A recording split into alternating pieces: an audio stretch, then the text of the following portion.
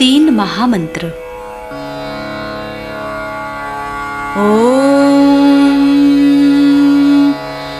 त्वमेव साक्षात् श्री महालक्ष्मी महासरस्वती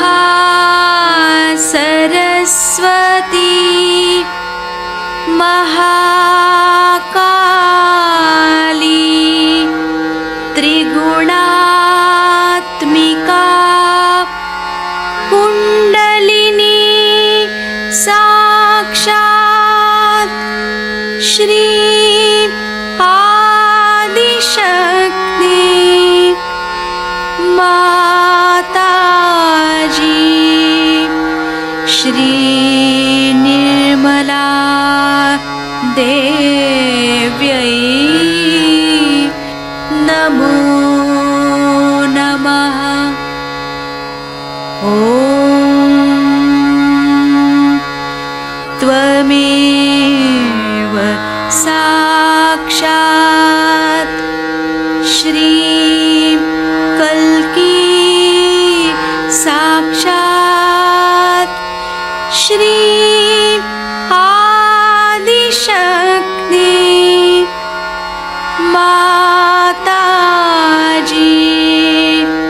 श्री निर्मला देव्यै नमो नमः। ॐ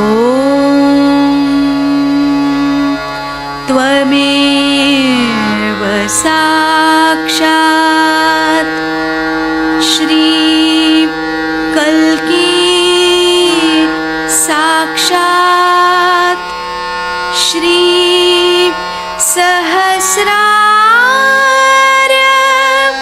स्वामिनी मोक्षप्रदायिनी माताजी श्री निर्मला देव्यै नमो नमः। श्री गणेश मंत्र। ॐ त्वमेव साक्षात् श्री गणेश साक्षात् श्री आदिशक्ति माताजी श्री निर्मला देव्यै नमो नमः।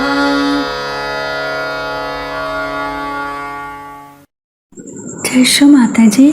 दोनों हाथ माँ के सामने, हृदय में श्री माता जी को देखेंगे। परम पूजनीय श्री माता जी, कृपा करके हम सभी के हृदय में अपना स्थान ग्रहण कीजिए। बार बार श्री माता जी को हृदय में आवाहन करेंगे। श्री माता जी, कृपा करके हम सभी के हृदय में अपना स्थान ग्रहण कीजिए। श्री माता जी, हम सबको क्षमा कर दीजिए, हम सभी अज्ञानी हैं। संपूर्ण चित्त बीचों बीच हृदय में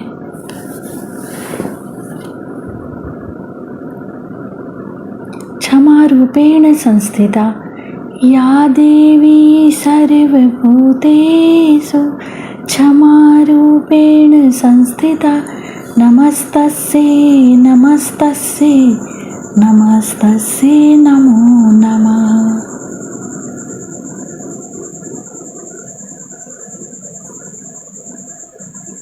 धीरे धीरे अपने संपूर्ण चित्त को दोनों हाथों पे अपने चित्त में श्री माता जी को हमेशा रखेंगे।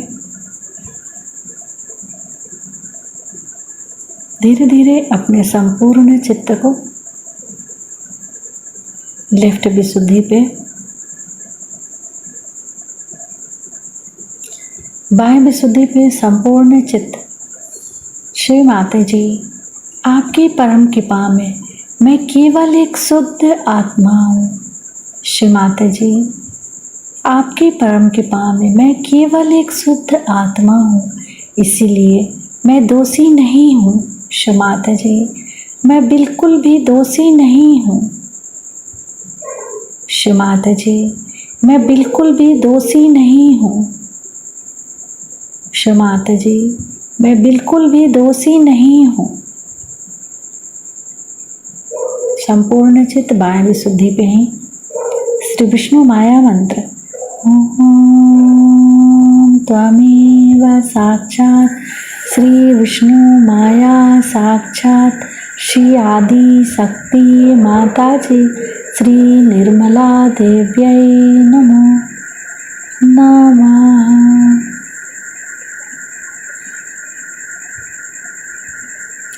बाह्य विशुद्धि पर अपने चित्त को क्लॉकवाइज घुमाएंगे 7 टाइम्स।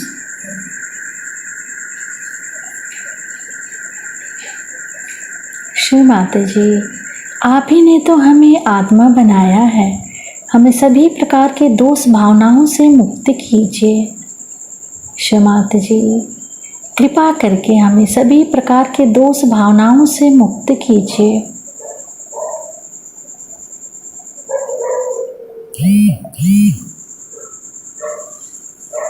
धीरे धीरे अपने संपूर्ण चित्त को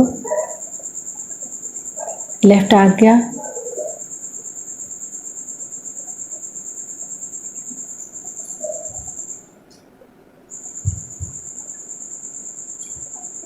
फिर सहस्त्रार।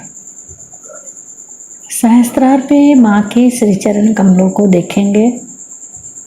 माँ के श्री चरण कमलों की परिक्रमा सहस्त्रार पे करेंगे 7 टाइम्स।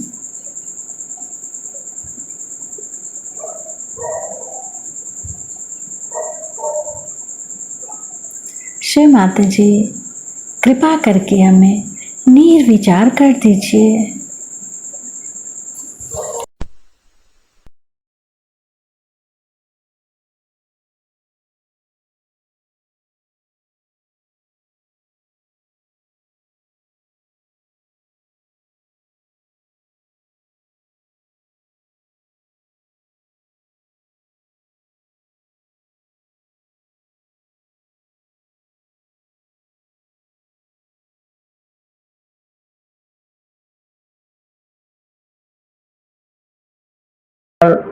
आते ही रहता है, लेकिन नया साल बनाने की जो भावना थी उसको लोग समझ नहीं पाते। सिवाय इसके नए साल के दिन नए कपड़े पहनेंगे, खुशी मनाएंगे, कोई ऐसी बात नहीं सोचते कि ये नया साल आ रहा है, इसमें हमें कौन सी नई बात करनी है। जैसा डर्रा चल रहा है वही चल रहा है, और उसी डर्रे के सहारे हर साल नया साल सबको मुबारक। सहयोग में हम लोग जब इतने सामूहिक हैं, ये सोचना चाहिए कि अब कौन सी नई बात सहयोग में करें। ध्यान में आप लोग काफी गहरे उतर गए। ध्यान आप समझते हैं और एक आपने स्थिति भी अपनी प्रस्थापित कर ली, पर नए साल में कौन सी नई बात करनी चाहिए, इस ओर हमारा ध्यान जाना जरूरी है। असल में पहले तो हमें ये भी सोच लेना चाहिए कि हमारे देश के क्या प्रश्न हैं और सारी दुनिया के कौन से प्रश्न हैं, और उन प्रश्नों को हम किस तरह से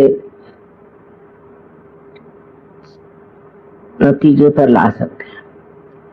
उसके लिए मैं सोचती हूँ कि जिन सहयोगों का जहाँ इंटरेस्ट हो उसे वो ध्यानपूर्वक देखें। ऐसे तो बहुत सी चीजें सहयोग में नई नई शुरू हो गई। आप जानते हैं कि इस बार हमने सोचा है कि शिया मुसलमानों को बुलवा के समझाया जाए, उसके लिए कोशिश करें।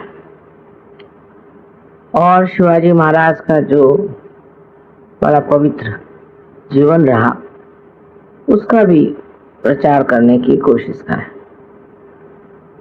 तो दोनों चीजें बहुत अच्छी हैं कि शिया लोग समझ जाए धर्म क्या है, और शिवाजी के जीवन को देख करके हम लोग भी समझ जाए कि धर्म क्या और उनके आदर्श क्या थे, और उस आदर्श के लिए उन्होंने क्या क्या किया। इतने थोड़े से समय में उन्होंने कितना कार्य करके दिखा दिया। अब संगठित रूप में हम लोग बहुत ठीक हो गए हैं, खासकर दिल्ली में और दिल्ली के आसपास, और सहयोग बढ़ भी रहा। उसके साथ साथ ये भी सोचना है कि हमारे अंदर गर्वापन आ रहा है या नहीं। बस अगर सहयोग बढ़ रहा है, उसकी क्वांटिटी बहुत बढ़ रही है, तो क्वालिटी आई कि नहीं ये बहुत जरूरी तो सोचना और उसकी तरफ ध्यान देना चाहिए। इसके और मैं ये कहूंगी कि ध्यान धारणा आदि के जो कुछ भी आपके ग्रुप चल रहे हैं उधर थोड़ा आप लोग मद्देनजर करें, जाके देखें क्या चल, और अपनी तादाद बढ़ाने के लिए आसपास के जो गांव हैं और इस पे जो आपने कार्य किया है, इसी प्रकार और भी आप आगे बढ़ सकते। लेकिन इस नए साल में आपको ये ख्याल करना चाहिए कि हम लोगों ने जैसे कि बहुत से प्रोजेक्ट्स निकाले जिससे हम लोगों के पास ये फ्लैट्स आ गए, घर आ गए, और आश्रम भी बन रहा है, ये भी अच्छी बात है। लेकिन उस आश्रम में हम लोग क्या करने वाले हैं, क्या क्या चीजें हम उसको बढ़ा सकते हैं, उसमें कौन सी चीजें हम छाप सकते हैं जिससे कि हमारे बारे में लोग जाने। एक चीज मैं सोचती हूँ कि ये बहुत साल पहले मैं सोचा था कि एक न्यूज़पेपर जरूर सहयोग का चलना चाहिए। तो बम्बई में एक सहयोग का न्यूज़पेपर चल पड़ा, उन्होंने कुछ ऐसी गलतियां कर दी कि वो बंद करना पड़ा। लेकिन अब इतने तादाद में लोग हैं तो हम जैसे आपका न्यूज़ लेटर आता है वहां से उसको ट्रांसलेट करते हैं, तो उसमें ज्यादातर बाहर के बारे में आता है। इसी के तरह हिंदुस्तान के बारे में भी आप खबर लोगों को दे सकते हैं और कार्य कर सकते हैं। अब मैं सोचती हूँ 3 पैमानों पर खास ध्यान देना है, जिसका कि जागतिक प्रश्न आज है। उन तीनों चीजों पे आप अगर ध्यान दें तो पहली चीज मेरे समझ में आती है वो है शांति, कि हम अपने अंदर शांति प्रस्थापित करें और बाहर जो अशांति है उसका कारण ढूंढ के दिखाएं। वो क्यों अशांति है, किस वजह से सारे देश में गड़बड़ या और दूसरे देशों में गड़बड़ है, इसकी जड़ें पहले पता लगानी चाहिए और उसमें हम किस तरह से कार्यान्वित हो सकते हैं।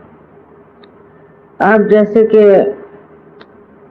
चेचन्या का प्रश्न है, तो हमने रशियन से बात करी, तो उनकी बात वो कहते हैं कि हमारी तो कोई छापता ही नहीं, सब वन साइडेड मामला चल रहा है।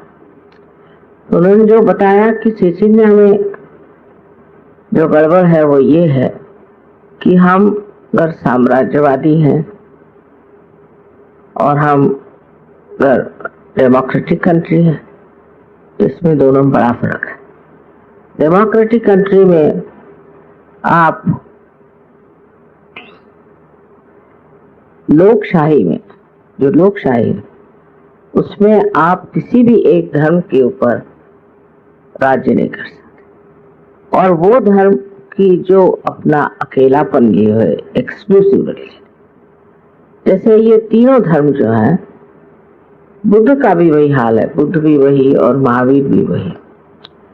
तो ये और ये जो तीन धर्म है जो कि 5 इंजील से आए, जिनको हम कह सकते हैं कि यहूदी, जूस, क्रिश्चियंस और मुसलमान, जो एक एक किताब को सिर्फ मानते हैं और एक ही इनकारनेशन को मानते हैं और इसलिए वो एक्सक्लूसिव है, लेकिन वास्तविक में एक्सक्लूसिव नहीं।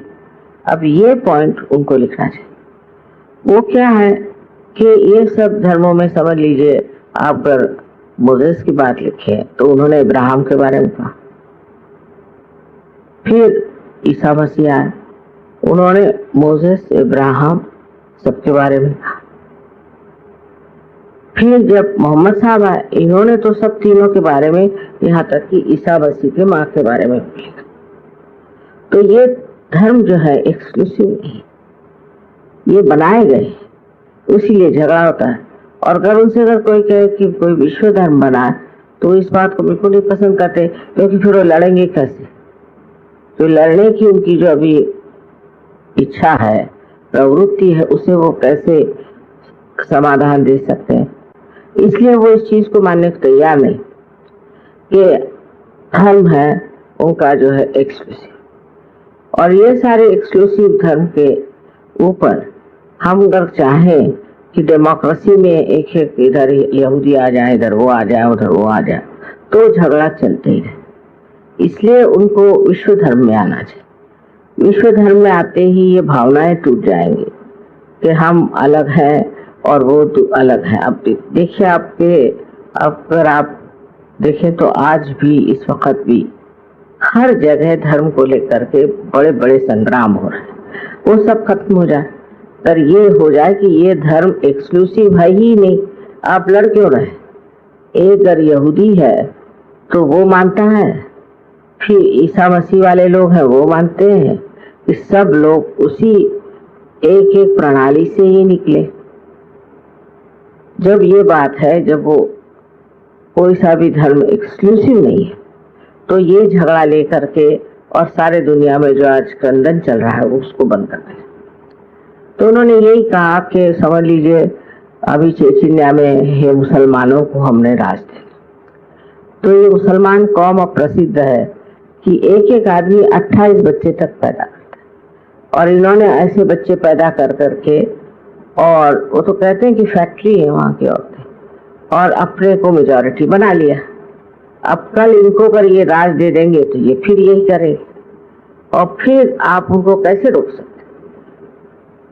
तो इनके धर्म में जो है, जो कुछ भी शक्ति है वो ये है कि हम बहुत बड़े तादाद में, तो ये बढ़ाना कोई मुश्किल है इनके। और इस तरह से ये अगर बढ़ गए तो ये तो सारे रशिया को खा जाएगा। तो ये रशियन क्यों नहीं होते? इसी एक धर्म को लेकर क्यों चलते? तो मुसलमानों का तो ये है कि अब जैसे हिंदुस्तानी है तो वो पहले मुसलमान है फिर हिंदुस्तानी, ये सारे देशों में। और अब यहाँ के मुसलमानों ने ऐसी चपत खाई पाकिस्तान में कि हर रोज 1818 से लेकर 20 लोग मारे जा रहे हैं जो हिंदुस्तान है। अब वो उनका इंटरव्यू आया था, शायद नहीं आपने देखा हो, वहाँ आया था तो उन्होंने ये कहा, न खुदा ही मिला न विशाल सनम, न यहाँ के रहे न वहाँ। ऐसी बुरी हालत है। अब यहाँ के हिंदुस्तानी लोगों के खोपड़ी में आ रही बात कि हिंदुस्तान में जो लोग रुक गए वो बहुत समृद्ध हैं, वो सब ठीक है, उनकी कोई परेशानी। वहाँ तो सबको ये है कि कौन आदमी कल कट के खत्म हो जाएगा पता नहीं, ये दृश्य। और मारे जा रहे पाकिस्तान में, क्योंकि वहाँ सिंधी और पंजाबी जो है वो नहीं चाहते लोग रहे। चाहे हिंदुस्तानी होने की वजह से उन्होंने अपना एक ग्रुप बना लिया और सब कराची के आसपास रहते हैं। अब कहते हैं कराची दे दो, और क्योंकि हम मेजॉरिटी, अब कराची उनका एक ही पोर्ट है। तो सारे जो ये धर्म है, जो कि खासकर इस्लाम में जो सबसे बड़ी बात उन्होंने कही है कि जब तक तुम खुद को नहीं जानोगे तुम खुदा को नहीं जाने, पहले खुद को जानो। और जो दूसरी बात जिस पर इन्होंने आफत मचाई हुई है वो ये है कि ये निराकार को मानते हैं, साकार को मानते ही नहीं। जो निराकार को मानते हैं वो जमीनों के लिए क्यों लड़ रहे हैं? वो तो साकार जड़ चीज है। जब आप निराकार को मानते हैं तो निराकार को प्राप्त करें, और निराकार को प्राप्त किए के बगैर आप सिर्फ जमीनों के लिए लड़ रहे हैं, ये भी दूसरी गलत बात है। पर इन लोगों को समझाना आसान नहीं है और इनके तो खून सवार है। जो भी बात है, लेकिन कहीं कहीं ऐसे हम लोग आर्टिकल्स देना शुरू करते हैं, ऐसी बातें कहना शुरू करते हैं, तो लोग सोचने लगेंगे देखिए ये जो बात कह रहे हैं इसमें सच्चाई कितनी और झूठ कितना। और फिर ये भी देखेंगे कि हम आज तक लड़ते रहे, मरते रहे, उससे हमें क्या फायदा। उसके बाद मतलब एक मुसलमान जाति ऐसी कि जो सहजों के लिए बड़ी मुश्किल है और आर्थिक। हालांकि ऐसा नहीं कहना चाहिए क्योंकि मुसलमान काफी जगह से आए हैं, सहयोग में है, अपने 15-20 सहयोगी सारे वर्ल्ड में आप कह सकते। लेकिन इस बार मेरा जब भाषण वहां हुआ रेडियो पर, तो मैंने उनसे साफ साफ कही सारी बात। और जब मैंने सारी साफ बातें करी तो किसी ने कुछ मुझसे वो नहीं कही, क्योंकि वो लोग सब टेलीफोन से बात कर रहे थे। पर वहां के कुछ लेडीज ने फोन किया कि हमें तो ठंडा ठंडा आ रहा है माता जी की बात सुनकर, और बहुत से लोग पार। तो ये भी एक सोच रहे हैं कि एक तरीका जरिया है जिससे जो लोग बाहर गए हो, जैसे ईरानी ने से, अब वो लोग सब वहां बसे हुए हैं अमेरिका में, उनको हम पकड़ सकते। इस प्रकार हर जगह मुसलमान जहां जहां गए हैं, एक तो उत्पाती बहुत है, झगड़े करते हैं, और दूसरे ये कि ऐसी ऐसी बातें सोचते हैं जैसे कि अफ्रीका में उन्होंने अब सब अपना गुट बना लिया है। और अभी एक आदमी जिसने कि एक बड़ा भारी एक गैंग बनाया था और वो चाह रहे थे कि वहाँ का जो वर्ल्ड ट्रेड वो है उसको उड़ा दे, उसमें वो पकड़ा गया, उसको 18 साल की सजा। तो ये लोग जहाँ भी रहते हैं उत्पाती है, समझते नहीं। समझाने की जरूरत है कि जब आप निराकार में विश्वास करते हैं तो आप जमीन के पीछे में क्यों लड़ रहे हैं। और दूसरी बेवकूफी की बात इनकी ऐसी भी जब आप मर जाएंगे और जब आप गाड़े जाएंगे, तो जब क़याम आएगा, जब रिजर्वेशन का टाइम आएगा, तो उस वक्त में आपके शरीर निकल आएंगे और उनको रिजर्वेशन हो। अब बताइए 500 साल बाद कौन सा शरीर का हिस्सा निकलेगा और किसको ये होने वाला। इस प्रकार आप सोचिए कि काफी अजीब चीज है, पर इसको किसी तरह से लिख करके और ये करके हम लोगों को चाहिए कि कुछ न्यूज़पेपर में ये लिखा जाए और उनको बताया जाए कि बेवकूफ़ी की बातें करते हैं और इस बेवकूफ़ी में फंसे। और सबसे बड़ी तो बात है कि मोहम्मद साहब ने कुरान नहीं लिखी। 40 साल बाद मोहम्मद साहब की कुरान लिखी गई। ईसा मसीह ने कभी कोई बाइबल नहीं लिखी और न ही मोसेस से कुछ लिखी। इस प्रकार ये भी बात है कि उसकी ऑथेंटिसिटी क्या है, इसके लिए आप लोग लड़ रहे हैं। अब ये अगर इस तरह से चलते रहे तो नरक में जाएंगे और कोई इलाज तो मुझे दिखाई। तो बेवकूफ़ी की भी कोई हद होती है और ऐसी बेवकूफ़ी की बातें करके और इनका कोई कल्याण नहीं हो सकता। अब अगर इनमें से मुसलमानों में से कोई ढूंढो तो बहुत मुश्किल है। हो सकता है एक आध दो निकल आए और आदमी तो इतनी हिम्मत कर ले कि ये बातें कहे और समझाए। पर ये लोग सब डरते हैं कि वो मारे जाएंगे और उनको खत्म कर देंगे, पर ऐसा होगा नहीं, क्योंकि अगर सहज में आए तो कोई किसी को मार नहीं सकता। उतनी हिम्मत कोई अगर करे तो इन लोगों को समझा सकते हैं। और ये जो सबसे बड़ी चीज है कि हमारी शांति खत्म हुई है, ये धर्म की वजह से। ये जो अधर्मी धर्म है उसकी वजह से हमारे अंदर शांति। अगर एक चीज यही खत्म हो जाए तो युद्ध का कहती हूँ कि एटलीस्ट 75% प्रॉब्लम सॉल्व हो जाए। अब दूसरी बात यह है कि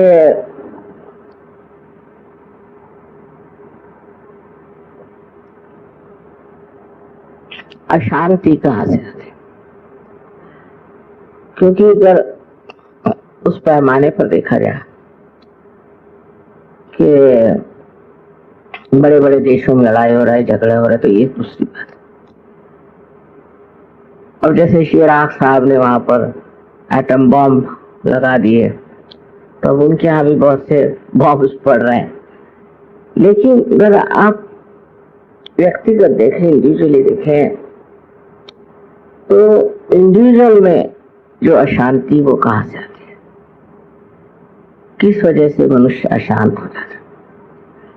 अब उसकी जड़ें अनेक, आप कहेंगे जेलसीज हैं, एम्बिशंस हैं, ये है वो है, और राइट साइडेड आदमी हो तो अशांत रहेगा।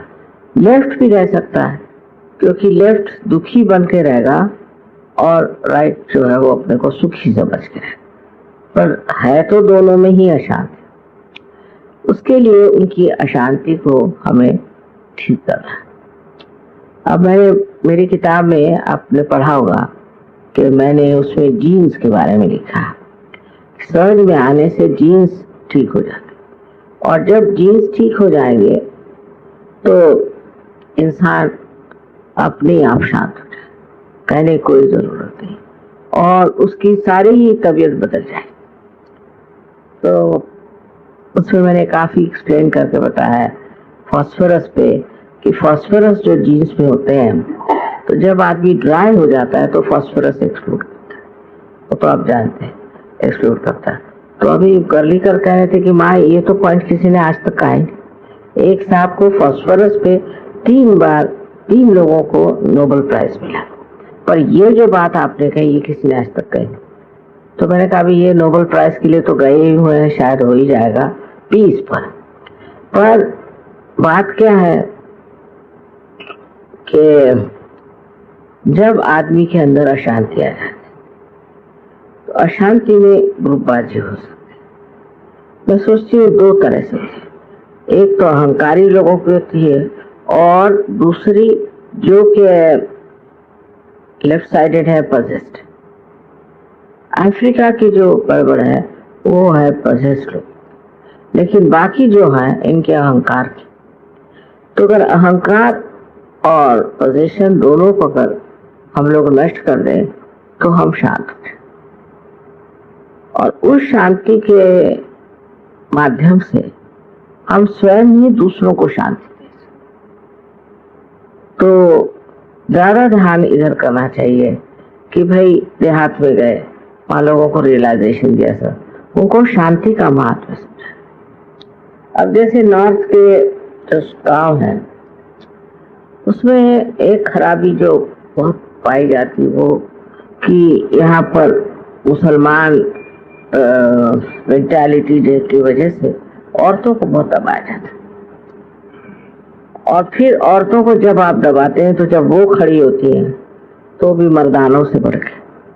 तो ये जो रिस्पेक्ट फॉर वुमेन होनी चाहिए, और यहाँ की औरतें भी ऐसी कुछ पिछड़ी हुई है कि वो समझ नहीं पाती कि अपना सेल्फ रिस्पेक्ट क्या है। अब सहयोग में मैं देखती हूँ हमारे यहाँ औरतें बड़ी कमजोर है, हालांकि मैं एक औरत, ध्यान नहीं करना, मतलब बैक बाइटिंग, झगड़ा लगाना, अभी ये धंधे चलते रहते, और सबसे बड़े तो डोमिनेशन। अब ये चीजें जो इन औरतों में आ गई है उससे अपनी शक्तिहीन हो जाती, क्योंकि औरतों से शक्ति आती है, पोटेंशियल तो वो, और जब वो इस तरह से बिहेव करने लग जाती है तो सारे ही समाज की जो शक्ति है खत्म हो जाती है। तो सबसे बड़ी बात यह है कि अपनी औरतों में शांति प्रस्तापित करें, और उसके लिए हस्बैंड में भी शांति होनी चाहिए। वो अगर शांत हो और वाइफ की रिस्पेक्ट करे तो मेरे ख्याल से बच्चों में भी शांति आ जाएगी, घर में भी शांति आ जाएगी। अब यहाँ पर जो एक तरह का एग्रेशन है पुरुषों का, वो वहां तक कभी सीमित रहेगा ही नहीं, वो वापस लौट करके आदमी पे आए। तो जो कंपेनियनशिप होती है, जो आपस में प्यार से बात करना, आपस में अच्छे से बात करना, सबके सामने किस तरह से बिहेव करना चाहिए, और वैसे भी इस चीज पे हम लोग